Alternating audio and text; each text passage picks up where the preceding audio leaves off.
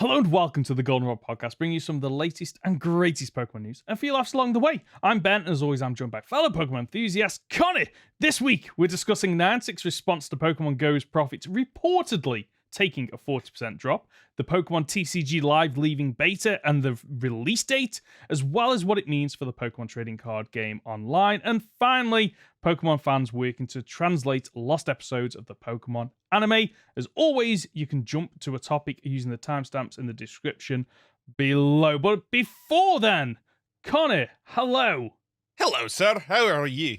I don't know why I went really Scottish then and just died. Just did for whatever reason. I sometimes do that, you know, but I don't know if we've discussed this when we did series before, but like I can't do accents. I don't know what it is. Maybe it's my whatever reason. I just haven't got the gift. You've either got the gift to do accents or you're useless. I don't think there's a middle ground. See, mine is I find it hard to pick accents out of the air and do them randomly. Like I can drop into Scottish and I can drop into Irish very easily because that's where my family's from, kind of thing, and I did that a lot growing up. But the worst thing is I will pick up people's accents when I'm standing next to them. Yeah. Whereas if I talk to them for too long, I'll just adopt it. It's a self-defense mechanism, okay? It's one of those like, no, we're the same. We're the same. I'm gonna mimic you. I am from around these parts. It's probably going back to something like genetically back in the day when you were, you know, you traveled the land and whatnot, and England and Scotland were always at war, and it's like you go down or up, and it's like we've got to blend in, can't be seen as being different. Have you had a good week anyway? It's been a good week overall, actually. Yeah, not done a whole lot, but it's one of those where I've been really busy, but I don't feel like I've done much. Yeah. I get that. I get those days, like, and sometimes those weeks where it feels like you have done a shed load of stuff, but you've got nothing to show for it. Yeah, unfortunately. And I think that for me is like being a parent and owning a home is like, oh, I've had a really busy morning, and what have you done? Well, I've cleaned the kitchen. Yay! Adulthood. Isn't it great? To be fair, I did have a barbecue on Monday, and then Tuesday was just a full clean down day. Right, okay. Yeah. That explains where 2 of the days went. Good. So was the barbecue for the king's coronation by any chance? No! It's for Beltane. Okay. For what? Beltane. I have no idea what that word means. Mayday. Oh, Mayday. Right, okay. Mayday. Right, okay. I didn't realize it had another name.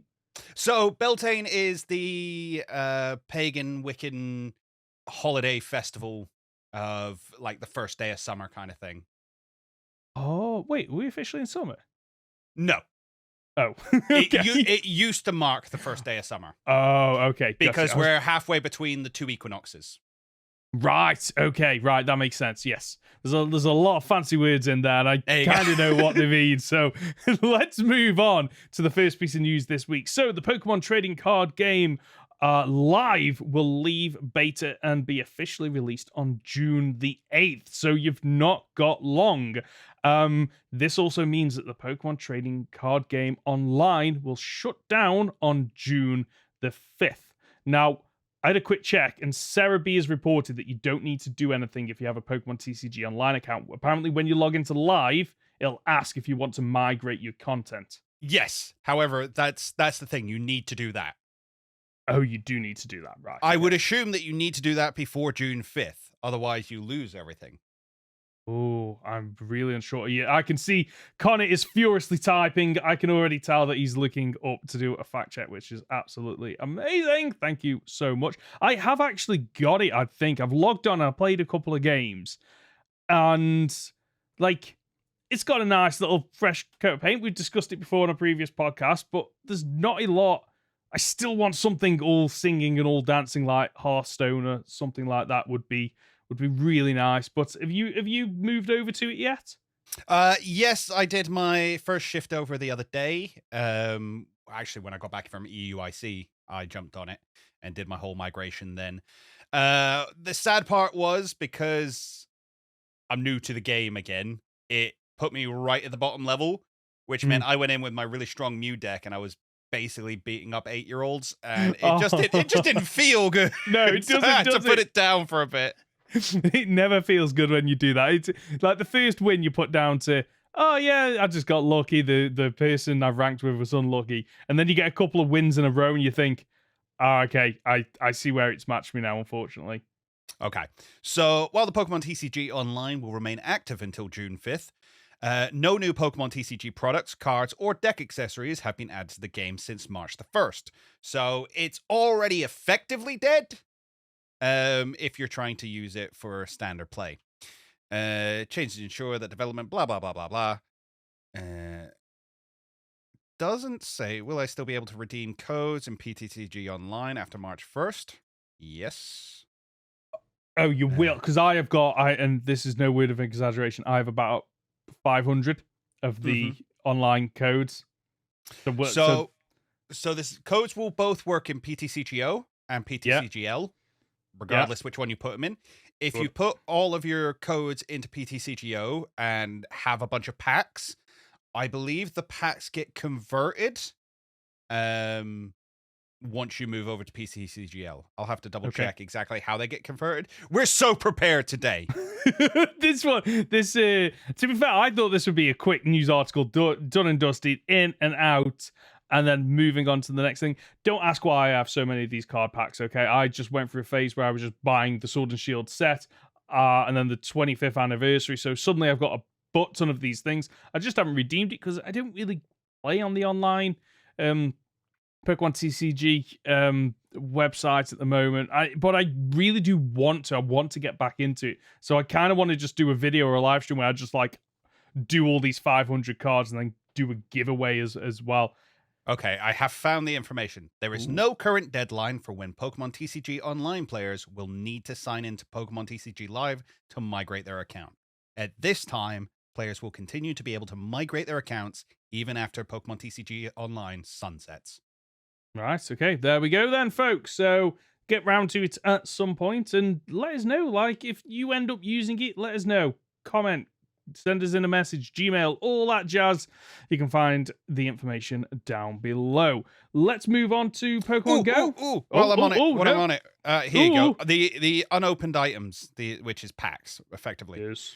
While unopened products and bundles are not transferable, players will receive a number of crystals, which is what you use to it's like dust if you're talking about Hearthstone. It's how you make cards now, which is why TCGL is actually a better system, because we didn't have any crafting in the last game. Yep. And the trading system, for all those who liked it, it sucked. I'm sorry. It was the worst. I hated it, and I hated every bit of it.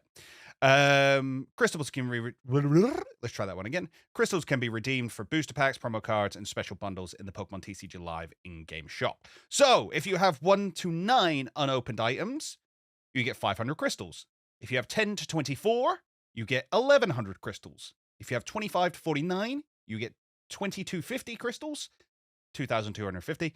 50 to 124, you get 4,700, and 125 plus is 12,400 crystals. Whoa! So regardless how much more you have than 125, that's what you get.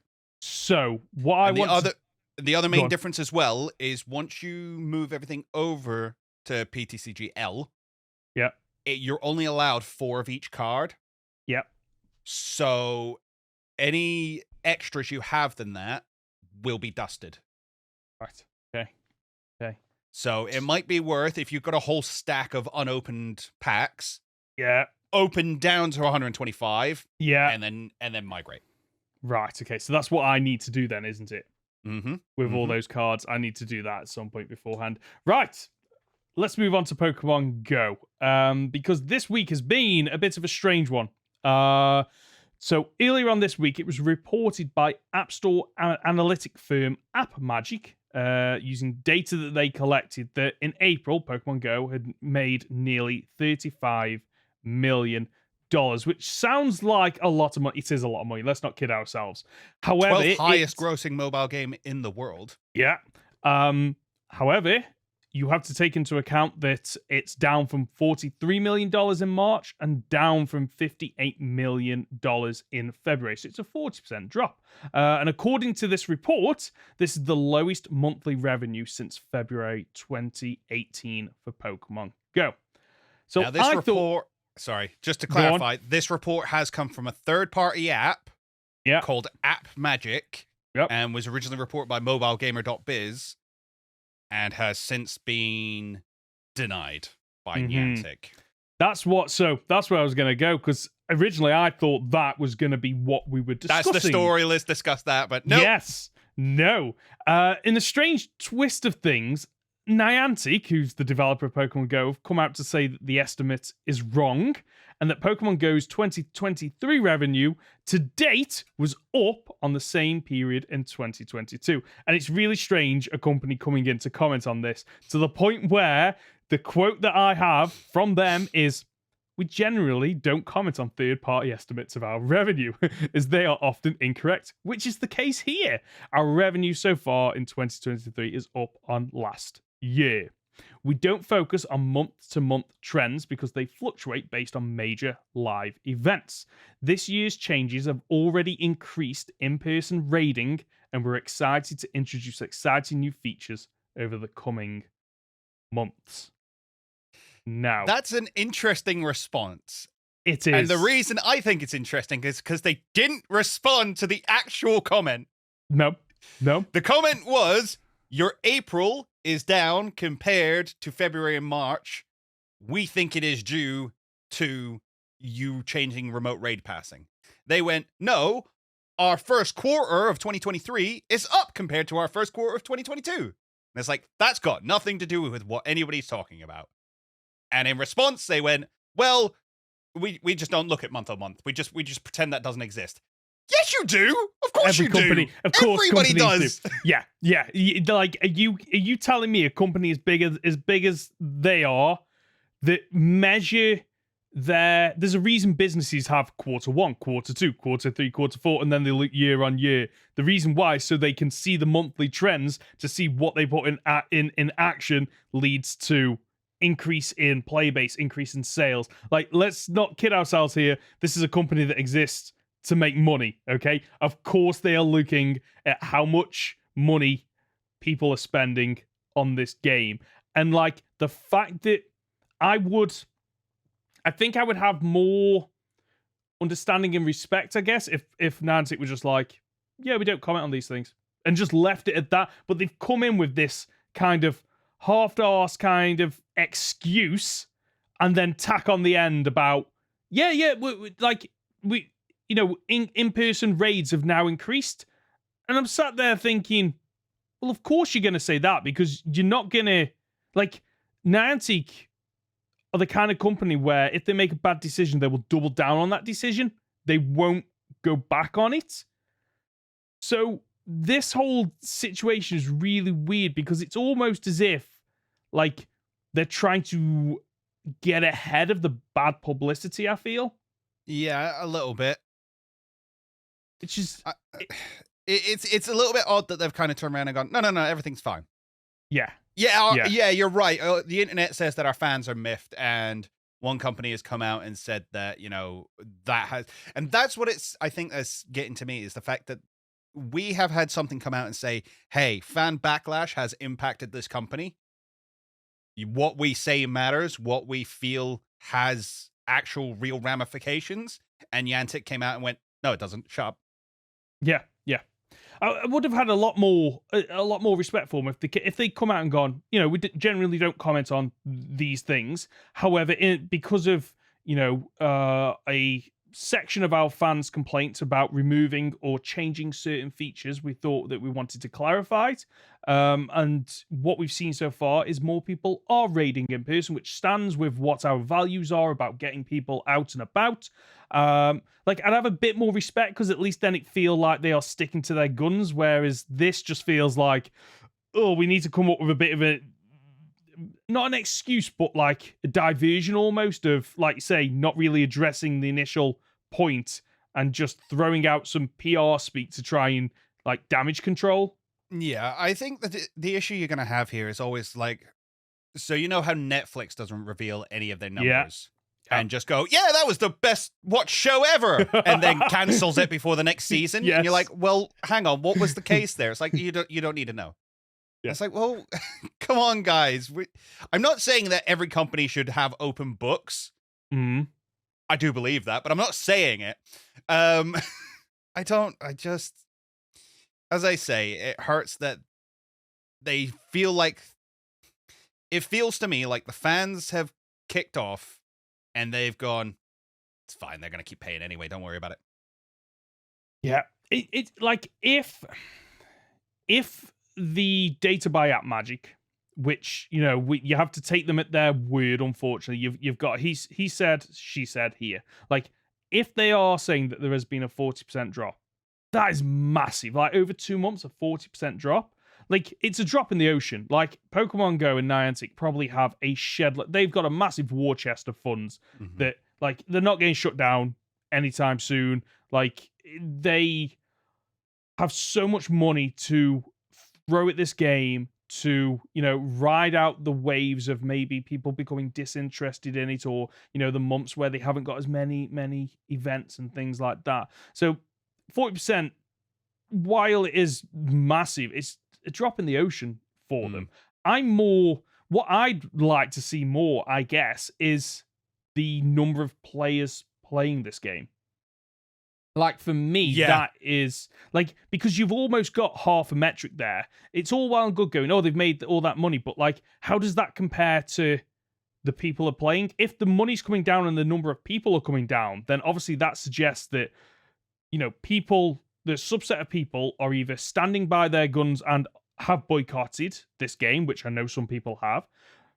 Some people may be just going, you know what, there's not a lot for me to do in this game, and I'm just going to back off a little bit. It'd be interesting to see those figures side by side and then get a better understanding of the game as a whole, like what its current situation is. Yeah, I'd love to hear from people as well, as if you are going out to these raids, do they feel more sparse? Do they feel like there's less people at them? Because that would... The thing is, it's all well and good saying, yes, more people are going to raids in person. It's like, yeah, for now. Yeah. But if people can't win the raids because not enough people are showing up to them because they all have to be there in person, do people stop going out to them? I'm not predicting the downfall of Pokemon Go here, nor am I wishing it. I'm just speculating as to what the outcomes of this huge change could be. Yeah, and it seems to me like, for me, that it almost feels like the further you get to summer, the more money you should probably be making, because more people are naturally out and about. So it'd be interesting if in 3 months' time, App Magic come out and gone, yeah, it's down again, because then you'd suddenly go, well, hold on a second, like, you've removed the ability to do these. Sorry, you've not removed the ability. You've changed the requirements, i.e. you have to pay more coins for them, which cost more money, in order to do these remote raids. Like, so it'd be interesting to see, like, what impact it's having, because while more people might be right, maybe more people are doing in-person raids, but that doesn't mean those people are spending. I'd imagine there is a subset of people that did spend on remote raids, but then don't want to spend for in-person raids. So you can have it where, factually, yes, you are right, more people are doing in-person raids, but they're spending less. Yeah. And that's I see what you're saying. That's potentially one of the reasons why they focused in on this and going, yeah, more Which people would be fine, because that's part of their ethos. They're not in it for the money. They're in it for getting people out the house. Apparently Don't you know this, Ben? That's all we really care about. Is getting the people out and about and doing in person. Pokemon Go is one of those things where, up until we started doing this podcast, I was just happy to I'd log in every day, catch a Pokemon, spin a disc, do a thing, and while I have noticed the changes in it, like, I wasn't in the news cycle, so they were just like, oh, right, when was the last time I got a legendary through a weekly breakthrough? And then being in this, you know, doing a podcast has really opened up my eyes to, wow, they really are, like, almost making changes that are a detriment to the communities and the people I talk to. I'm not saying that's the case for everybody. Some people out there are probably loving these changes because they want more people to do in-person raids with them. But as a rural player, like, it just kind of screws me over, to be honest with you. I'm just fascinated to see where Niantic go with Pokemon Go, because, like, it really does feel like they're almost scraping the bottom of the barrel with ideas.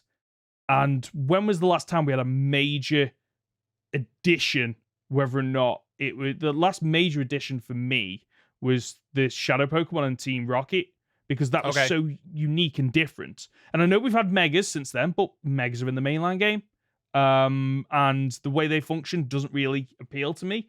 I remember it was the battle system that brought me back the first time when they finally introduced like the Great Leagues and stuff like that. Which I was excited for until you can completely game that system. And I haven't got the time to do it, but basically what you do is you just go in, you lose about 15 matches or something like that. It'll put you at the bottom rung where everyone's dead weak, and then you can work your way back up and get your rewards faster than if you try to do it naturally. And I'm just like, and I sat there going, I really do want those rare candies that you can get because they are really useful, but I'm not spending that much time going on a losing streak to then going on a winning streak. But like, again, like, this is something that I've been aware of for several months now, and they haven't fixed that either. And it's like, what? Pokemon Go feels like it needs just a little bit of reinvigoration to it, because we had that reinvigoration a long time ago when they were like, right, we're refreshing how gyms work, and there was a load of changes, real positive changes that came after that, because people didn't used to have you didn't used to have tasks, and I'm pretty sure eggs were a thing at launch, I think. But they have, it's almost like they've made loads of changes up this mountain and gone, yeah, these are all fantastic changes. Everyone's like, oh wow, completely on board with this. And yet that momentum is starting to shift now, and it's almost like, okay, for a subset of people, they're making it like, for me, I guess the question is, what is the point in me continuing to play this game? Like that's the point where I'm at now, where there are some days where I don't even log in. Maybe if I go for a walk, I'll go, oh, okay, I'll maybe hatch some eggs and see what Pokemon there is. And things like community events, and like, there isn't a Pokemon community where I am. Like, it kind of like, it's community day, but there's no community for me. And I'm struggling to see, like, where are the exciting changes for this game? And that will get me back into Pokemon Go. Maybe not spending, but it will get me back into it. Yeah. It does seem like a lot of they've taken without giving. Yeah. That's been a lot of the last couple of months, that's unfortunately why we've had to report on it so much. We every single week it's been a case of time for more Pokemon Go news. Right. It's not what we want to do, but no. That has been the sentiment within the community, and that has been what's been going on. So there you go. Are you still playing Pokemon Go? Do you still enjoy it? What do you want to see in it? Let us know. Yeah. Let's move on to the next topic. Lost episodes of Pokemon anime have been translated by fans for the first time. Do you want to report on this? Because it sounds like you're really into this. So there was a lost episode from the Black and White series, 2 lost episodes called Team Rocket versus Team Plasma. They were fully written, fully developed, ready to go. And then after the earthquakes and tsunamis that hit Tohoku, I've pronounced that wrong. Tohoku? Yeah. The earthquake and tsunami that hit Japan, resulting in 20,000 deaths, unfortunately. They basically went, no, we're not doing it. It's the same reason we had the Tentacruel episode removed over here after 9/11. Oh. You know, we all know about Electric Soldier Porygon causing seizures, and they took that off the air. That's slightly different. Yeah, there is also apparently another episode from Ruby and Sapphire that had a similar treatment that got pulled because it was too close to an earthquake. But after 12 years, fans have finally tracked down the scripts This is part of a long story that was going on where a couple of people were trying to buy this. They'd raised $4,000 towards paying the person who apparently had these scripts. And then at that very moment, they pulled out. Everybody thought, oh no, this is a scam. It's all gone to hell. And no, it has been uploaded for free. They decided they didn't want the money. All the donations were returned, which is fantastic.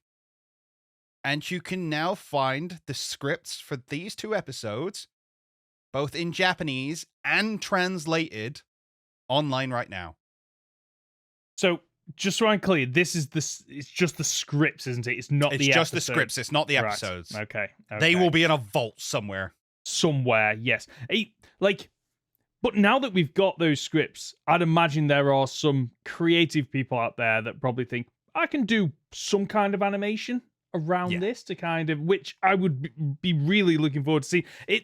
This is very much like, for those of you that might not know who Doctor Who is, he's a BBC character that goes traveling around time and space in a box, basically.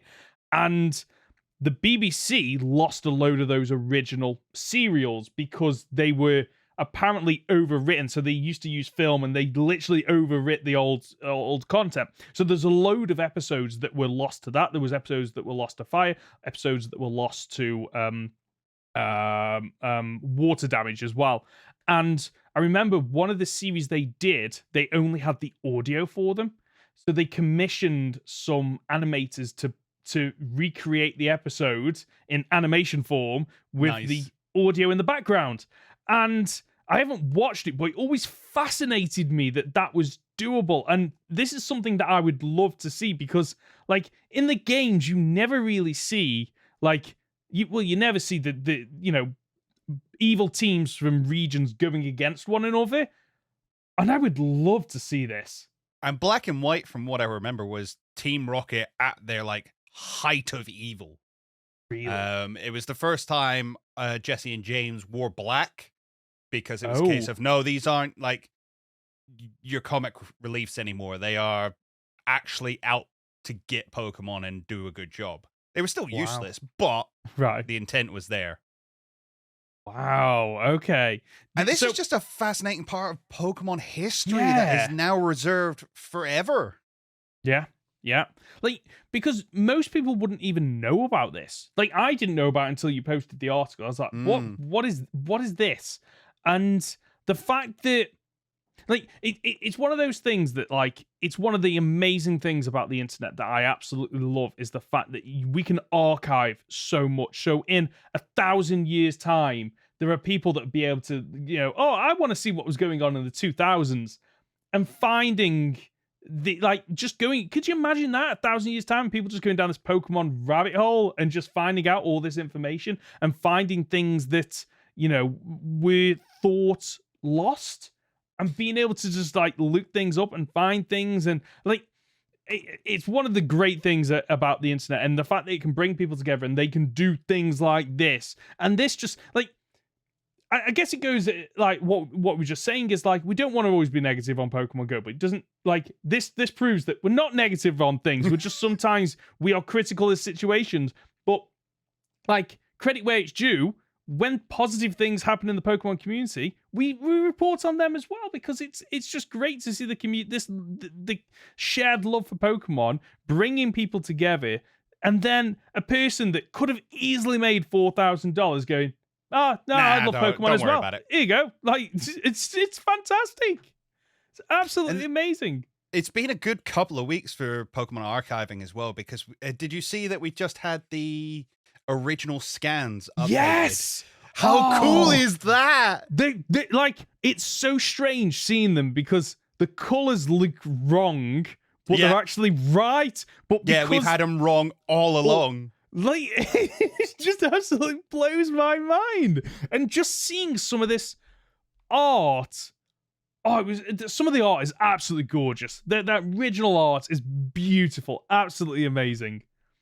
It's stunning. Again, we're talking, if you don't know what we're talking about, the original Ken Sugimori art pieces. So for those of you who don't know, the original sprites for Pokemon were designed in game for Red and Green over in Japan, and then Ken Sugimori went and took those sprites and designed the Pokemon, the official artwork for the Pokemon, in his classic watercolor style. And you'll have seen these. You will have seen these around.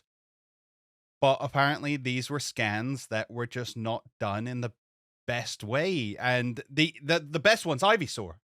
The best one for me is Ivysaur, because Ivysaur is not blue. Yeah. Ivysaur is green. Yes. it's like, it's unbelievable, the color difference. Yeah. So I have to once again give props to all those people out there who are putting in the effort to preserve the history of this game for the future, despite the fact that Nintendo and Game Freak keep trying to stand in their way. Yeah, I know, right? It's one of the reasons why, like, you say whatever side of the fence you fall on in terms of, like, you know, people saving ROMs, uploading them to the internet and whatnot. At least they are preserving them. Like, whatever side you fall on, at least you know that there is, that if something happened and all the physical copies went tomorrow and, you know, Nintendo's servers all crashed and, you know, Game Freak retired, whatever happened, you'd still be able to access those things. That's the news for this week. Should we move on to Pokemon Ultimate Kind of Journey? is. It's been a light week. It has, and yet we still spoke for half an hour about it. Like, Well, that's a light week for us. Usually Well, we yeah, want an hour right. on the news. I know, right? Let's move on to Pokemon Ultimate Journeys then. We are into the main part of this series now. This is when it's all kicking off, and we're getting into Ash's big fight against Cynthia. So, like last time, let's not do a blow-by-blow recap of the battles, because, like, it's impossible to keep track of, mainly because Cynthia is a rotation battler, I think is the way to describe her tactic. So what we'll do is we'll just go into what we liked about the episodes, what what stood out to us, because it was over 3 episodes? It was over 3 episodes. It was all 3 episodes for the one match. It was basically a mini movie at this point. I think one of the biggest standouts for me was at the start. Cynthia's talking to Diantha and just goes, "I'm going to retire." I mean, yeah, the problem is I heard her say it and I'm like, oh, so this is all about you learning to love battling again by fighting Ash and his out of the box thinking, and that's what you're going to take away from this. And of course, that's exactly what happens. She finishes the match and goes, "Oh my God, you told me there's so much more, you taught me there's so much more to learn. I'm going to continue on." And it's like, yeah, of course you are. Carry on. But you know what? These episodes really made me want a limited series where we explore Cynthia's past. Yeah, I could see it. Like, I could see that doing pretty well, actually. She's a very favorable character.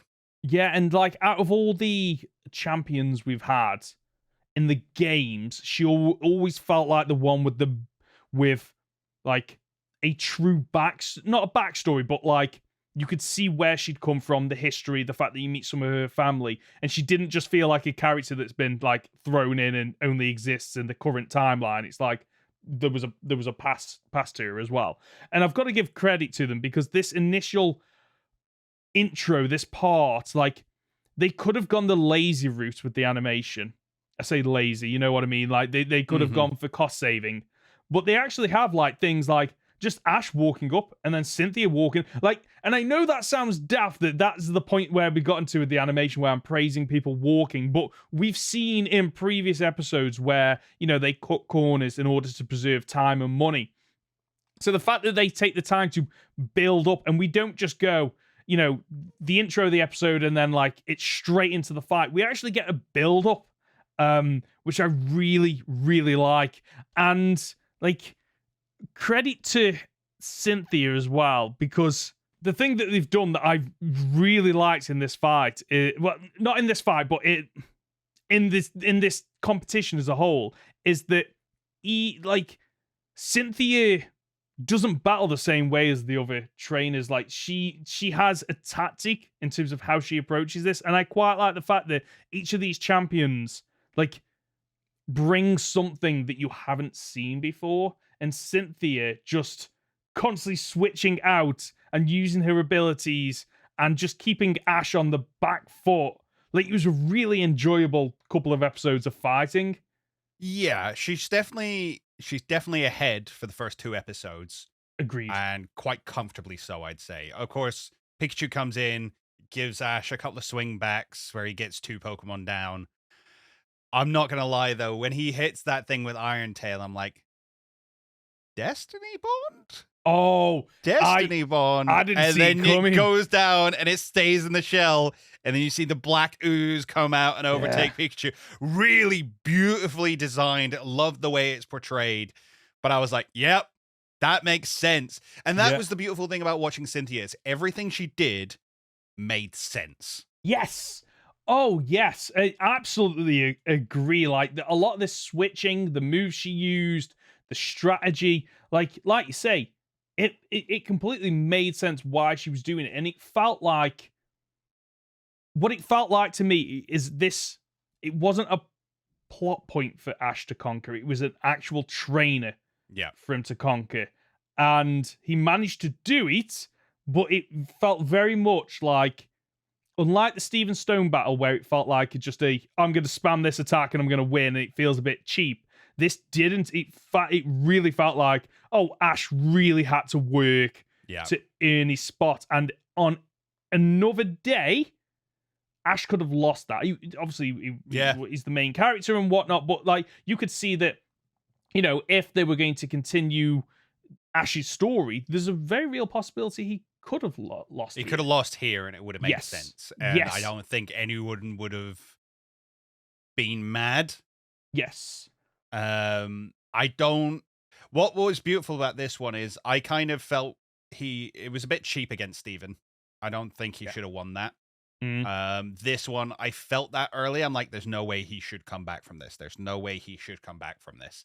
And then what was really funny was, as I was watching, it was very specifically during the 2nd episode, Pikachu starts coming in, right? Might be the 1st. Doesn't matter. The point is, I'm sat there and I'm watching and I'm like, Cynthia's owning this. But it feels like a VGC match. Right. It feels like I do a move, you do a move. Abilities are coming into effect. The battlefield is a little bit plain. Okay, I kind of don't feel like you're playing to your strengths as an anime, and, you know, forgetting that we don't have to follow the rules of the game. Yes. And it's as soon as Ash starts doing exactly that, that he turns the tide of battle, and I'm like, oh. It's almost like the show read my mind there. Yes, because it's the Gastrodon versus Pikachu where he turns the tide, isn't it? Because and it uses Earth power, and Pikachu starts jumping across all the rocks that get blown up into the sky. And I'm like, there it is, nice. Yeah, because that's you are absolutely right. Like it's the anime plays very fast and loose with the rules of the games, which I'm absolutely fine with, because there are things you can do in the anime that you can't do in the games, in terms of, okay, like a Pokemon's faster and you don't have to do one, attack at a time. You can just go, you can spam them almost. And I really enjoyed that. And like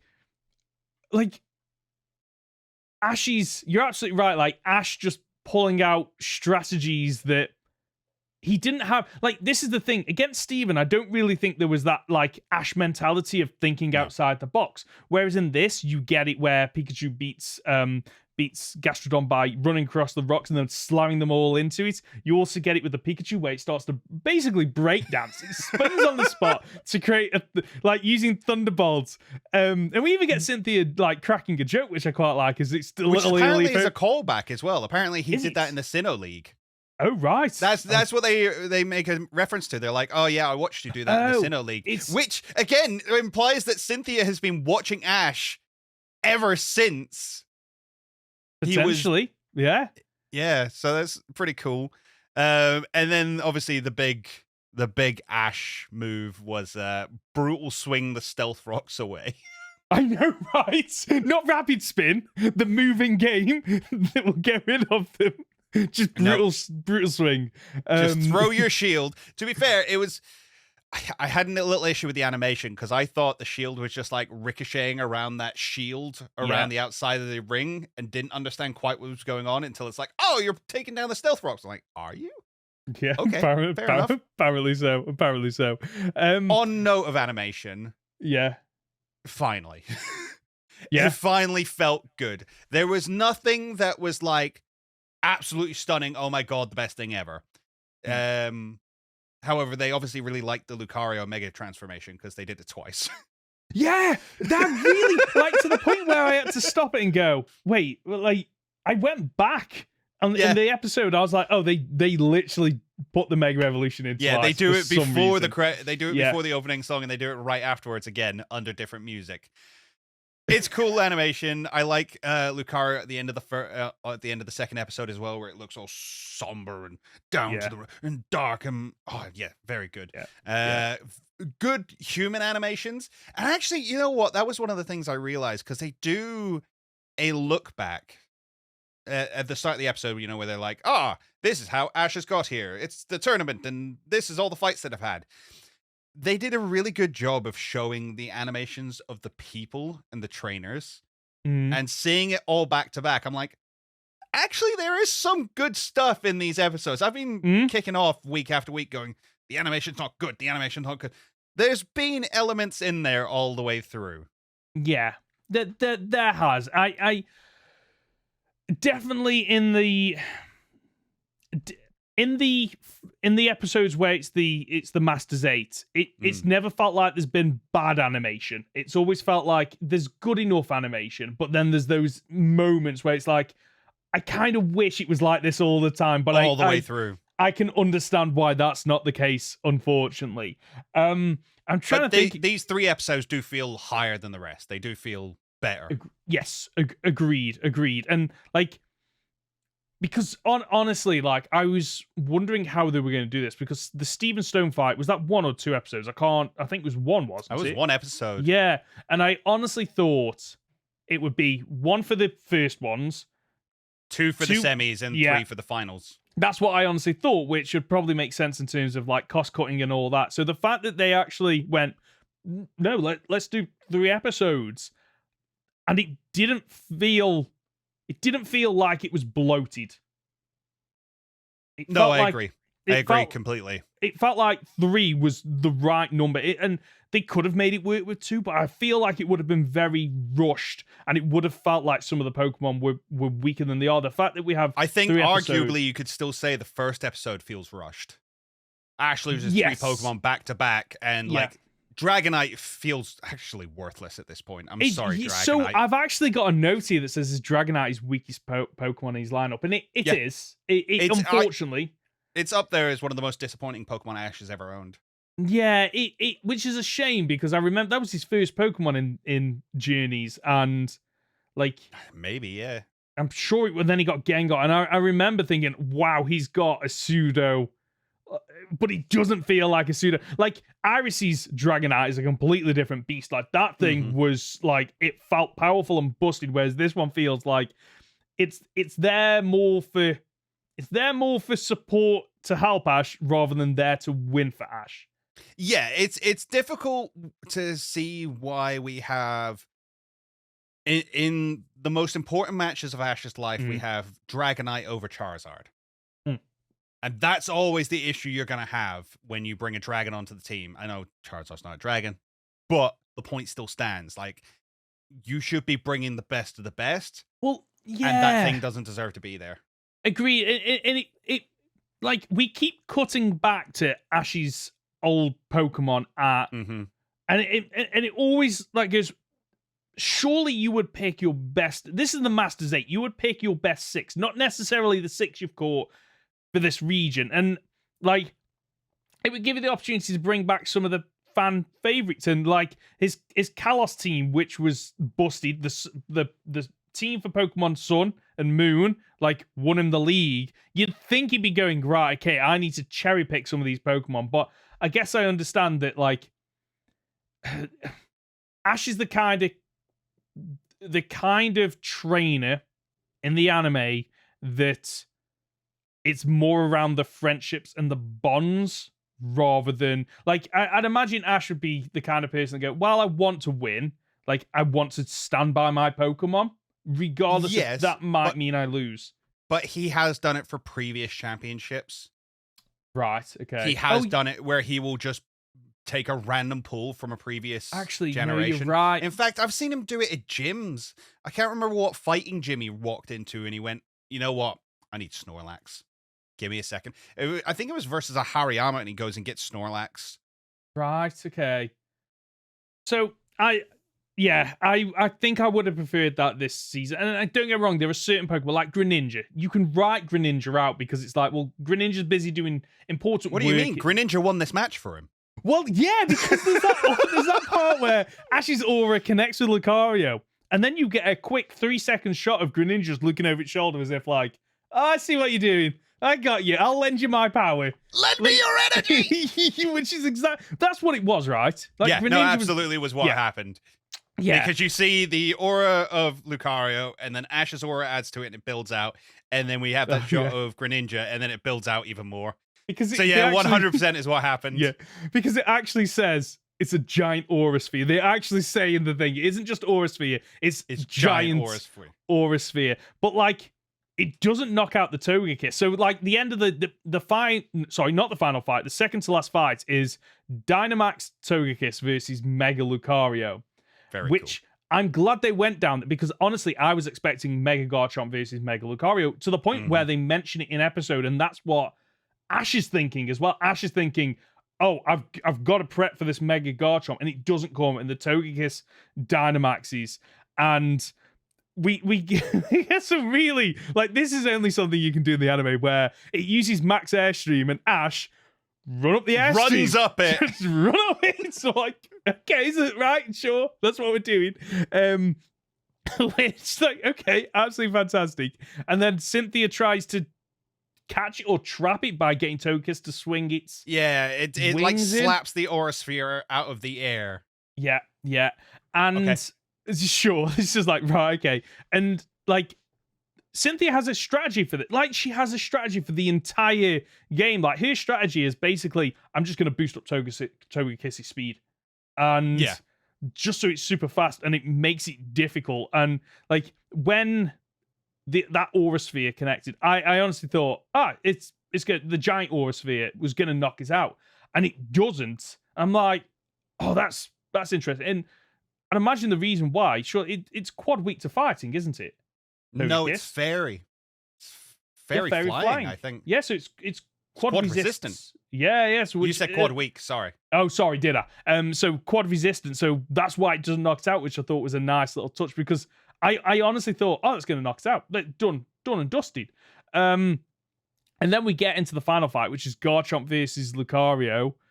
We get more. And it's just a slugfest. It is. They're just like, this feels to me like the closest we've probably had since, the original Mewtwo movie, where they're all just like absolutely shattered. That's the one. And they're just absolutely pummeling one another. They're both on next to no HP. They're slugging out. And of course, Ash brings out the move that he has used in previous episodes, Reversal, winning him the fight. And honestly, it's just, the more I'm talking about this, the more I'm like, actually, this was a really good fight. It gave most of his Pokemon, other than Dragonite, their opportunity to shine. Sir Fetched. Can we talk about Sir Fetched for a minute? Oh, he doesn't even What a hero! Beautiful. Goes up against Garchomp, gets the Meteor Assault off, takes a Dragon Claw to the back, and goes down, but refuses to fall. Just stands there to the point where they come, like the guy on the I can't remember his name, comes in on the Aegislash to look at the Pokemon. Like, the comment is just like, he's just refusing to. He's fainted, but he's still stood up. He's refusing to go down on the spot. I was like, that's absolutely, what a hero! What an absolute hero. The other highlights for me, I think, were Dragovich just getting angrier and angrier against this Roserade, just charging through a Leaf Storm to attack it, just flat out just infuriated and it actually refuses to return at one point against the Milotic. And Yeah, because it gets poisoned, and it's like, okay, return. No, don't want to. And there's a beautiful comment from Cynthia who's like, yeah, you listen to your Pokemon, you believe in your Pokemon. It's like, you would do that, and that's why I'm going to beat you. And it's like, oh no! She knows! She's got you figured out. Oh, the only other highlight I think I have to give is I like Spirit Tomb. Yeah. Like how they bring character to basically what is a rock with a spirit. Like a rock with a spinning face. Yeah, like like out of all the Pokemon we see, it has the most character in these episodes. And the fact that like its laugh is absolutely terrifying in the fight. Like this evil cackle that it has and how sinister it is. It's just like Spirit Tomb for me was the standout in this. Absolutely loved it. And like you say, that Destiny Bond, I just what a play. Oh. I love that you. The thing is, you didn't see it coming. How did it make you feel? I was shocked. Because honestly, I thought this is the turnaround. Ash's strongest Pokemon is taking down what I would probably say is maybe not Cynthia's strongest, but the most difficult to deal with. And I thought, right, this is Ash now getting level. So to see Pikachu go down and go, oh, his ace is gone. Right, okay. How's he going to bring this one back? It was great. It was absolutely fantastic. See, whereas, because I kind of saw the Iron Tail coming in and my head went, Destiny Bond. Yeah. But they give it so much time after that where the Spiritomb just lies there. Yes. And Dan's not like calling it yet. And I'm like, no, this is happening. Oh God, Ash is about to lose his ace. Pikachu was his turnaround. And there's such a beautiful moment where he goes along, he picks up Pikachu, he puts him down. Oh. And he's ready for the fight. And then he just stops. And that, I know it sounds silly. That was the most important bit of the entire 3 episodes for me, because that's proof that Ash actually is champion material. Because if you've ever been in high level competition, that moment of being like, I'm on the back foot. Yeah. I might lose this. Calm your nerves. Get focused. Get centered. Get back in the game.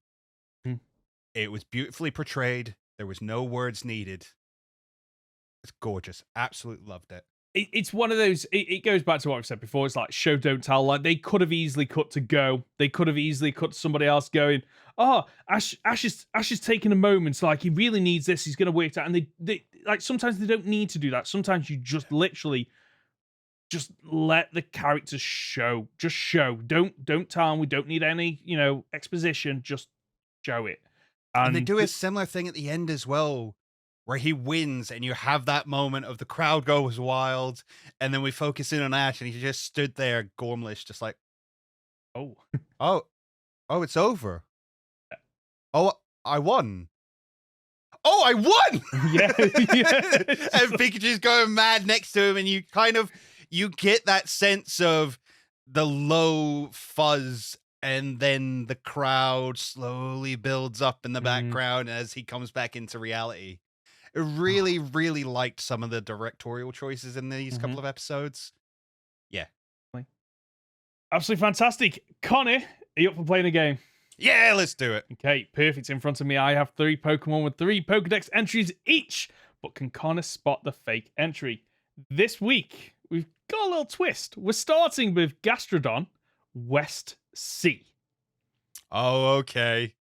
Okay, and the reason I've done this is there were so many amazing Pokedex entries for this Pokemon that I needed to do it Split twice. them. Yes. So, Pokedex entry number 1. It has strong regenerative capabilities. Even if parts of it are bitten off by fish Pokemon, it will return to normal within a few hours. Entry number 2. It is extremely squishy and covered in a thin layer of mucus. When moving on land, it leaves a slimy residue in its wake. And the final entry, long ago, it had a shell on its back. There's now a vestigial, I think, plate on its back. Vestigial plate on its back that's hard but thin. Yeah, that one's true. Okay. Now, I know there is Pokedex entries about the fact that it can like lose legs and just regrow them, and that's fine. The fish Pokemon thing is kind of weirding me out. And I really want to go for the first one. What was the second one again? So the second one is, it is extremely squishy and covered in a thin layer of mucus. When moving on land, it leaves a slimy residue in its wake. And what was the first one? It has strong regenerative capabilities. Even if parts of it are bitten off by fish Pokemon, it will return to normal within a few hours. I'm going to have to go with the first one and let you tell me it's the second one. That's absolutely correct. It is the second one. Sorry. I could feel it in my bones, but you just have to. The second one I came up with, I felt like that almost feels like a safe Pokedex entry. Like, oh, that's the one you can rule out almost. So next up, Gastrodon East Sea. So Pokedex entry number 1. It spends most of its time on land absorbing nutrients from sand. Entry number 2. A team of researchers is scouring the oceans on the world in search of a Gastrodon in a colour never seen before. And entry number 3. A relative of Shelder and Cloyster, this ocean dweller sometimes comes onto land in search of food.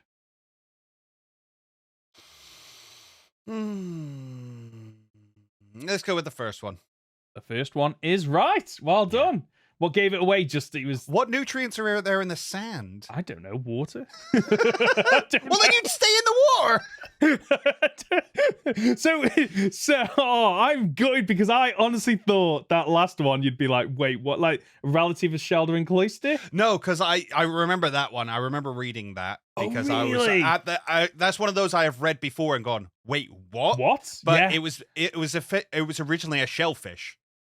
Similar to Cloyster. And that's what the other Pokedex entry is talking about. The fact that it had a hard shell. Yeah. And now it's like a little backplate is just the remainders of it now that it's evolved out of it. So think of it. Gastrodon is kind of the gooey insides of a Cloyster. Yeah. That grew out of its shell. Okay, I like that. It's cool, isn't it? Wow, yeah, I do love that. Yeah, I had to pick those two because there was so many, like, I was just reading through these Pokedex entries going, there's a lot for these Pokemon that, honestly, I used to think were really boring, but the more I've used them, the more I like the Gastrodon line. I really do enjoy using it. So, we're not done yet. The third and final Pokemon is Togekiss. Nice. So, entry number 1, it will never appear where there is strife. Its sightings have become rare recently. Entry number 2. Studying ancient texts have revealed that this Pokemon is a recent addition to the region. Whether it originated here or travelled from a neighbouring land is unknown. Entry number 3. As everyone knows, it visits peaceful regions, bringing them gifts of kindness and sweet blessings.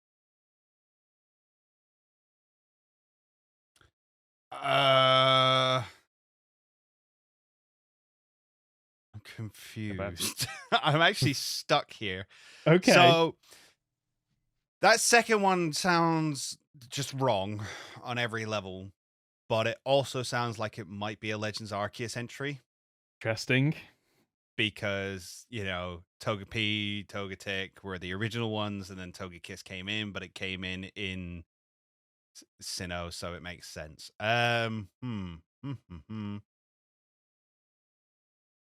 The strife feels right. The strife feels right because I know Togekiss is all about happiness and it comes around happiness and stuff like that. I'm going to go with the third one. Second one. Really? Yes. Fair. Fair. I'm very proud of myself. It felt wrong enough that there's no way I thought you'd write it. Yeah. Okay. Does that make sense? Yeah. Honestly, like, when I wrote it, and I just sat there and I went, yeah, that'll do. Like, usually I do a couple of tweaks, but that was one where I wrote it and I was like, first draft. I was like, yep, done. Happy with that. So well done, Conor. You got 1 out of 3. I don't know why I said well done. Congratulations. I'm just glad that it didn't come down to a 50-50. Because usually that's what it is. Normally you rule out one and then it's like flipping a coin, whereas that one there was a 33% chance. So I quite enjoyed that. Let's move on to comments and questions. We've got the one this week courtesy of King Nido. Neato. What are games or franchises you guys like outside of Pokemon? I'll let you start this one if that's okay. Okay. So the older I've gotten, the less time I have for video games. Yeah.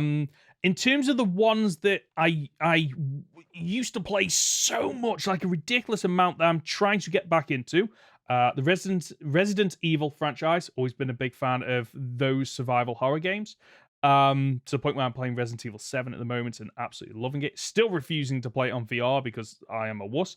Final Fantasy, always loved the Final Fantasy series. I've played every mainline game except for I think 11 because it was online on the PS2 and I didn't have PS2 online capability at the time, and I just didn't know about being on PC at the time, so I missed it.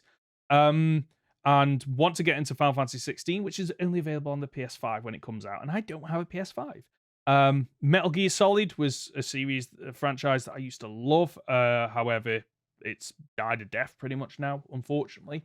They are probably the big 3 franchises that my childhood and adulthood revolved around. But one game that I'm playing at the moment, which I absolutely love, is a MOBA called Predecessor. People probably haven't heard of it. It's in open beta at the moment, and it's based off a game that was called Paragon on the PS4 and PC that was made by the same people as made Fortnite. When Fortnite became really popular, they shut the game down but released all the assets for free. And there have been multiple developers that picked it up, tried to get it working, and then I think it's been about 6 years now. They finally released this game, and I can't stop playing. I can't put it down. MOBAs are one of those things that I have a love-hate relationship with. Dota 2 went through a phase where it was the best game ever, and then I started to get left behind because I wasn't playing enough, and I didn't, new items and changes and tweaks and heroes. And I kind of put it down, never went back to it, and I'm just hoping that doesn't happen with this one because I could happily spend an entire day playing this game. Yeah. I much in the same way as you, don't get the time to play a lot of games anymore. Weirdly enough, I've moved on to a lot of board games. I'm a bit of a board game fanatic personally now. So that's where a lot of my time is spent. As for game franchises I've enjoyed, I used to play Assassin's Creed a lot. Weirdly enough, I fell off it in recent years. I think it was either Odyssey or the one before that in Egypt. Yeah. Origins. Yeah. That I kind of went, this isn't the same game that it used to be. Right. They've tried to do it open world, but you can't go anywhere because there's also a leveling mechanic, which doesn't make sense for an assassin. How can I drop from 14 stories up and stab a guy in the face? And he's like, aha, I knew you were there. No, I did. So I fell out of them after that. I think Black Flag was the last one I really, really liked. But they're now bringing back, I know they got 2 games coming up. They got one in Japan, which will be friggin' cool. No matter how you look at it, Assassin's Creed in Japan is going to be cool. Yeah. And they're doing one, I can't remember where it is, but it's supposed to be more reminiscent of the older games where it's not all open world. It's more spot to spot to spot. I think I might pick that up again. Other games I've been playing recently, Sonic Frontiers. Really enjoyed that. Yeah. Beat that. They're doing a bunch of updates to it now and DLC and stuff like that, so I'll be picking that up again soon. Weirdly enough, the Spyro franchise was something that I grew up on as a kid. And I got the Reignited trilogy a couple of years ago, played through that, completed it 100%, and I'm in the process of doing that again. Halo was a series I loved for the longest time, but I don't think it's been great since 3. Yep. That's a lie. I don't think it's been great since Reach.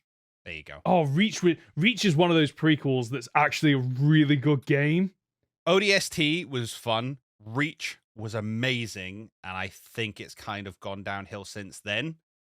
ODST disappointed me because you're not playing as a Spartan, but you're not a Spartan. But it felt like you were playing as a Spartan because you started shield. See, I disagree. Oh, because really? The shield goes down so quickly, and then you actually have health. Your health doesn't regenerate in those games like it does in the others? Oh, it's been so long since I've this was at university, so this was about 2009, 2010, I think. So it's been a long time. Maybe I'm misremembering, but I did feel like I kind of wish that was the one game where they went more like Call of Duty, where you didn't have a shield, you were just a normal bloke, and it was more like whereas like the grunts, like Master Chief just runs through them, whereas for you they would be really difficult, and then when you come across the really strong creatures, the aliens that the Master Chief could deal with, but it was always the elites a fight. and the brutes and stuff like that. Like I remember brute fights in ODST being the hardest thing ever. Yeah. But yes, I love Halo. It was like, again, I might have said it before on the podcast, but it's the franchise that got me into script writing and stuff like that, and made me go to university to study film, because Red versus Blue and things like that. Yeah. Absolutely loved it. And the other one on the list is probably Monster Hunter. I have been a fan of Monster Hunter for a while. I played Try back in the day on the Wii, and then I got back into it with World and the most recent one. Yeah. Monster Hunter is a difficult one, though, because it's not one that you can come back to after you leave it for a little while. You kind of have to continuously play it. Right. See, Monster Hunter is one of them where I have played the demo of, I think, 3 different Monster Hunters, and it's never quite do you ever have one of those games where you want to love it because everything about it is like, it's got elements of all these different things that I absolutely love, but you just can't get into it? And Monster Hunter is one of those franchises where I want to love it, and I've just never played one of them that's gone, right, this is the one, I'm playing it. See, it's kind of hilarious because I love Monster Hunter for like the way the battles work, where everything comes down to timings and you have to read the moves and you dodge rolling and stuff like that out of the way, and it's great. But I can't do Dark Souls. Right. Okay. Dark Souls drives me insane. Yeah. I can't do it. Dark Souls 1, I absolutely love that because it was such a refreshing take on, like, there hadn't really been anything like it in quite a while. Yes, we had Demon Souls, but I missed that, so I just came in at Dark Souls, played a shed load of that, loved it. I have since bought Dark Souls 2, Dark Souls 3, and Bloodborne. And Bloodborne's the one that like draws me in the most, because it's all like non-Euclidean monsters and the Cthulhu space, and it's great. I can completely understand that, but it hasn't kept me for longer than a few hours, which is why Elden Ring got released and everyone was harping on about it, and I was like I've had 3 of these games now that are similar, and none of them have pulled me in. So maybe Elden Ring, I don't want to spend £50 on a game that I play a couple of hours, put down, and never pick up, which is a shame, because like I would love to recapture that Dark Souls 1 magic. Like I absolutely love that. Funnily enough, we're on other gaming franchises as well, just quickly, are you getting Tears of the Kingdom? I still haven't completed Breath of the Wild. I don't own Breath of the Wild. I've literally played it for, I think, 5 minutes. Really? Yeah. But I thought you were a massive Breath of the Wild fan. No, I enjoy Zelda. I've played quite a few Zelda games. I think I beat Wind Waker. Actually, I say I've played a lot of them. I've only like 3/4 Twilight Princess and Ocarina of Time, and I beat Wind Waker. And that's kind of it. So the Zelda franchise is another one of them that I've always wanted to get into. And the reason I didn't when I was younger is I just didn't have the consoles. And then by the time, the first proper Nintendo console I owned was the GameCube. But I think I'd missed that point in my life where it could become nostalgic. So like, I got Breath of the Wild mainly because I wanted to see what all the hype was about. And I got into it, and I really do enjoy the game, and I can admit that the game is absolutely fantastic. The fact that there are so many little mechanics that you just, like, things like, I'm going to hit a tree. Oh, white actually falls down, or, you use a fire arrow, and then the grass sets alight. You can suddenly jump on it. There are so many quirky little things in it that I absolutely love, but it can't hold my attention for a long time, and I think I know why. It's because, like, as I've gotten older, open world games appeal less and less to me. Yeah. Because there's too much to do, there's too much to explore, and I can't invest 50, 60 hours into a game. I will eventually get Tears of the Kingdom. but I need to finish off Breath of the Wild first. Just go fight Ganon, you coward. Oh yeah, you can do him at the start of the game, and then I'll get absolutely trashed. Beat him up with a stick. Get good.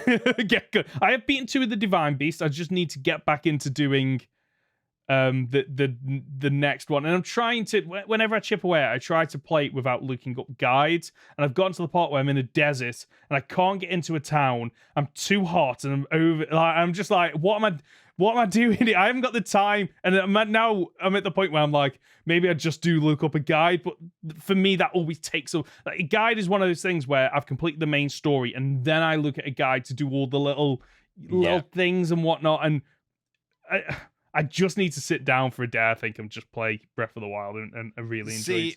I've never been that fussed about using a guide. I have got better from the days when it was a case of I would follow the guide step by step as I played through it the first time. I've now gone to a case of I will play the game through, and then I will come up against a puzzle, and I will puzzle it out for a good hour, 2 hours, and then be like, all right, let's get the next step.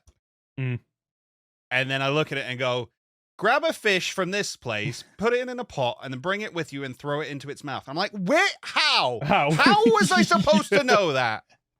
Oh, yeah. Puzzles in games do feel like they've gotten easier for the most part. Yeah. I think back to the days where... Did you ever play the Soul Reaver franchise? Rings a bell, but no. It was on PS1, then PS2, and I just remember those puzzles being... a nightmare to get through, like really clever puzzles, because you could shift between 2 realms, and when you shifted between the realms, the world changed around you, so certain powers wouldn't work in certain realms and vice versa. And I remember, like, I would spend a long time just trying to figure out these puzzles. It does feel like puzzles have gotten easier as we've gotten older, or maybe we're just clever at figuring them out. Well, no. I think it's also got to the point of game development has got to the point now where they understand how to build puzzles properly. Yeah. So I think Zelda's really good for this, where it's a case of when you walk into a dungeon, the first thing you do is you get a new item, and then that whole dungeon is about teaching you how to use the item. All the puzzles are designed around that item, and then the boss fight is like, okay, all those things you've just learned, now we're going to put them into effect. Right. So I think game development has also got to the point where they're like, okay, puzzles are done this way. This is how they work. You're right. I think one thing that I don't like about current video games is like Horizon Zero Dawn and Forbidden West are a nightmare for this, where you'll go into a new area where there's a puzzle, and within the first minute, the main character goes, I think it's something to do with that hook over there. And I'm like, let me solve. Cheers, mate. Like, come on, let me attempt to just try and solve it first before you giving me these clues. But anyway, if you've got a comment or question, you can reach us by leaving a comment on our podcast on YouTube, by emailing goldenrodpod@gmail.com, by leaving us on our Discord channel, or by using the hashtag goldenrodpod on Twitter. And that's the show for this week. If you've gotten this far, you're just a top dollar, aren't you? Conor, where can we find you? You can find me on my YouTube channel at Captain Fidget, or on Twitter at CapFidget. I'm Ben. You can find me as Professor Hoenn Gaming on YouTube and Professor Hoenn on Twitter. As for the Goldenrod Podcast, you can find us on the usual platforms. Search for Goldenrod Podcast on YouTube or on your usual podcast app. Leave a like on YouTube or a 5-star review if you're listening as a podcast. We'll be back next Friday for another week of Pokemon podcast content. See ya!